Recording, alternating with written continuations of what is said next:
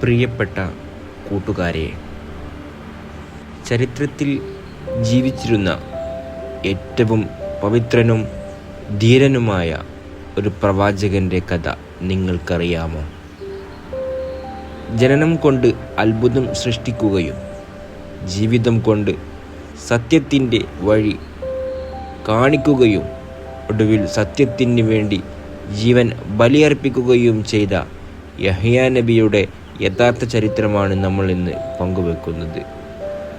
ഒരു കഥയല്ല, ചരിത്രരേഖകൾ മാത്രം അടിസ്ഥാനമാക്കിയുള്ള യഥാർത്ഥ സംഭവം. ചരിത്രം തുടങ്ങുന്നത് ഫലസ്തീനിലാണ്. പ്രായമേറെ ചെന്നിട്ടും കുട്ടികളില്ലാതെ വിഷമിച്ചിരുന്ന സക്കരിയാ നബിയുടെ പ്രാർത്ഥനയിൽ നിന്നാണ് ഈ ചരിത്രത്തിൻ്റെ തുടക്കം. വാർദ്ധക്യത്തിൻ്റെ അങ്ങേയറ്റത്തെത്തിയ സക്കരിയാ നബിക്കും വന്യയായ അദ്ദേഹത്തിൻ്റെ ഭാര്യയ്ക്കും ഒരു കുഞ്ഞിനെ നൽകി അള്ളാഹു അനുഗ്രഹിക്കാൻ തീരുമാനിച്ചു. അള്ളാഹു മലക്കുകൾ മുഖേന സക്കരിയാ നബിയോട് പറഞ്ഞു, സക്കരിയ, നിനക്കൊരു ആൺകുഞ്ഞിനെ കൊണ്ട് നാം സന്തോഷവാർത്ത അറിയിക്കുന്നു. അവൻ്റെ പേര് യഹിയ എന്നാണ്. ഇതിനു മുമ്പ് ആർക്കും നാം ഈ പേര് നൽകിയിട്ടില്ല. സൂറത്ത് മറിയം. യഹിയ എന്നാൽ അവൻ ജീവിക്കും എന്നാണ് അർത്ഥം. മറ്റുള്ള കുട്ടികളെപ്പോലെയല്ല യഹ്യ നബി അലൈഹിസ്സലാത്തു വസ്സലാം വളർന്നത്. കുട്ടിക്കാലത്ത് കൂടെയുള്ളവർ കളിക്കാൻ വിളിക്കുമ്പോൾ അദ്ദേഹം പറയുമായിരുന്നു, നമ്മൾ കളിക്കാൻ വേണ്ടി മാത്രം സൃഷ്ടിക്കപ്പെട്ടവരല്ല. വളരെ ചെറിയ പ്രായത്തിൽ തന്നെ അള്ളാഹു അദ്ദേഹത്തിന് ജ്ഞാനവും തത്വചിന്തയും പ്രവാചകത്വവും നൽകി. വിശുദ്ധ ഖുർആൻ അദ്ദേഹത്തിൻ്റെ ഗുണങ്ങളെക്കുറിച്ച് പറയുന്നത് ഇങ്ങനെയാണ്: അദ്ദേഹം മാതാപിതാക്കളോട് അങ്ങേയറ്റം കരുണയുള്ളവനായിരുന്നു.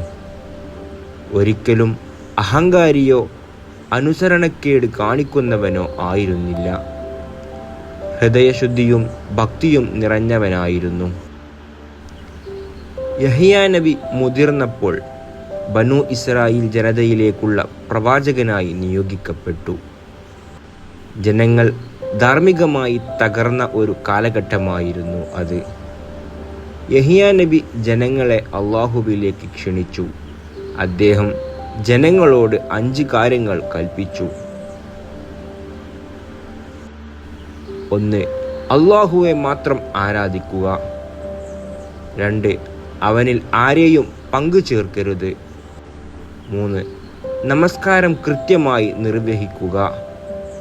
4. നോമ്പ് അനുഷ്ഠിക്കുക. 5. ദാനധർമ്മങ്ങൾ ചെയ്യുക.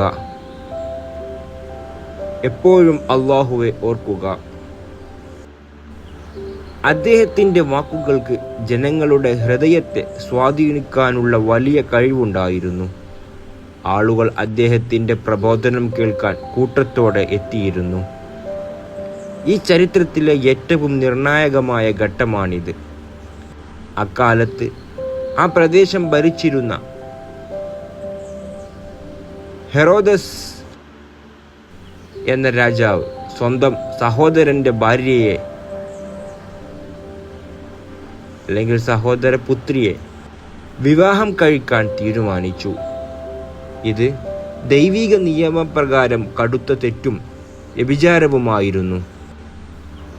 രാജാവിൻ്റെ ഈ തീരുമാനത്തെ എതിർക്കാനോ അന്ന് നാട്ടിലുള്ള ആർക്കും ധൈര്യമുണ്ടായിരുന്നില്ല.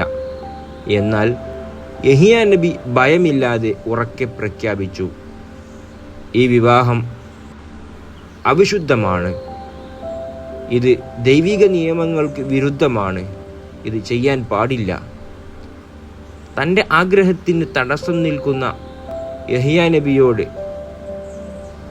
രാജാവിനും ആ സ്ത്രീക്കും കടുത്ത ശത്രുത തോന്നി. രാജാവ് യഹ്യാ നബിയെ തടവറയിലടച്ചു. തടവറയിലായിട്ടും യഹ്യാ നബിയുടെ നിലപാടിൽ മാറ്റമുണ്ടായില്ല. ഒടുവിൽ ആ ദുഷ്ടയായ സ്ത്രീയുടെയും രാജാവിൻ്റെയും ക്രൂരമായ ചതിയിലൂടെ യഹ്യാ നബിയെ വധിക്കാൻ രാജാവ് ഉത്തരവിട്ടു. സത്യത്തിന് വേണ്ടി നിലകൊണ്ടതിൻ്റെ പേരിൽ ഒരു തെറ്റും ചെയ്യാത്ത ആ വിശുദ്ധ പ്രവാചകൻ്റെ തല അവർ വെട്ടിമാറ്റി. അങ്ങനെ ചരിത്രത്തിലെ ഏറ്റവും ക്രൂരമായ ഒരു രക്തസാക്ഷിത്വത്തിന് ആ മണ്ണ് സാക്ഷിയായി. എന്നാൽ മരിക്കുമ്പോൾ പോലും അദ്ദേഹം സത്യത്തിൻ്റെ വഴിയിൽ നിന്ന് ഒരടി പിന്നോട്ട് പോയിരുന്നില്ല. ജനനത്തിലും ജീവിതത്തിലും മരണത്തിലും അള്ളാഹുവിൻ്റെ സലാം ലഭിച്ച പ്രവാചകനാണ് യഹ്യാ നബി അലൈഹിസ്സലാത്തു വസ്സലാം.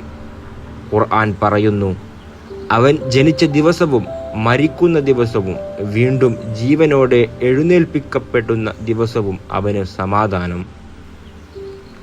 അധികാരത്തിന് മുന്നിൽ സത്യം വിട്ടുവീഴ്ച ചെയ്യാതെ ധീരമായി നിലകൊണ്ട യഹ്യാ നബിയുടെ ചരിത്രം നമുക്ക് നൽകുന്ന സന്ദേശം വളരെ വലുതാണ്.